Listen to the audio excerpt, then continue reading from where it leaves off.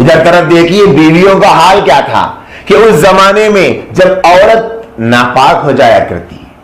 ماہواری اس کو آ جاتی، تو ایسے اس کو نفرت سے دیکھا کرتے تھے کہ اس کو چھینے کو گوارا نہیں کرتے، اس کو ہاتھ لگانا پسند نہیں کرتے، وہ کسی برتن کو چھو دیتی وہ برتن نہیں چھیتے، وہ جس برتن میں کھاتی کوئی اس برتن میں نہیں کھاتا، بلکہ بعض لوگوں نے تو یہاں تک لکھا ہے کہ اس کو اپنے گھر کے کسی کونے میں رکھ دیا جاتا کہ وہیں پر وہ پڑی رہے جب تک وہ پاک نہیں ہو جاتی، اس سے کوئی قریب نہیں جاتا تھا، اس سے کسی قسم کا کوئی تعلق نہیں رکھا جاتا تھا۔ بعض لوگوں نے تو یہ بھی لکھا ہے کہ اس کے گھر سے باہر کسی کونے میں ڈال دیا جاتا کہ جب تک تو پاک نہیں ہو جائے گی اس وقت تک تیرا اس گھر میں آنا منع اور تیرا ہمارے ساتھ کھانا پینا اٹھنا بیٹھنا منع ہے۔ لیکن نبی رحمت صلی اللہ علیہ وسلم کی رحمت کا سایہ جب پڑا ان بیویوں پر تو آپ علیہ السلام نے کیا فرمایا، اے میرے صحابہ جب تم اپنے بچوں کے لیے کمانے کو جاؤ یا پھر کچھ کھلاؤ،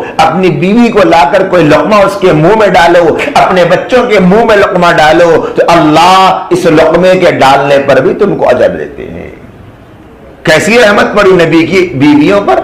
اور آپ علیہ السلام نے اپنی ازواج کے ساتھ ایسی حالتوں میں جب وہ دن آ جاتے ہیں ناپاکی کے تو آپ علیہ السلام اپنے گھرانوں میں اپنی ازواج کے ساتھ وقت گزار کر عملی نمونہ بھی پیش فرمائے ہیں کہ عورتوں کو اتنا ذلیل سمجھنا یہ تمہارا نبی درس نہیں دیتا، بلکہ تمہارے نبی کی رحمت کا تو یہ تقاضا ہے کہ عورت کو یہ فطری چیز ہے جو اللہ کی طرف سے جو کام ہو رہا ہے اس میں عورت کا کوئی دوش نہیں ہے، اس کے ساتھ وہ سلوک نہ کرو جو سلوک تم عورتوں کے ساتھ کیا کرتے ہو۔ دیکھو تمہارے نبی کو وہ کیسے اپنی ازواج کے ساتھ ایسی حالت میں بھی کھاتے بھی ہیں، پیتے بھی ہیں، بستر میں بیٹھتے بھی ہیں، لیٹتے بھی ہیں، آرام بھی کرتے ہیں۔ امت کے سامنے درس دیا کہ بیویوں کے ساتھ یہ سلوک کرنا تمہارے نبی کی رحمت کا تقاضا ہے۔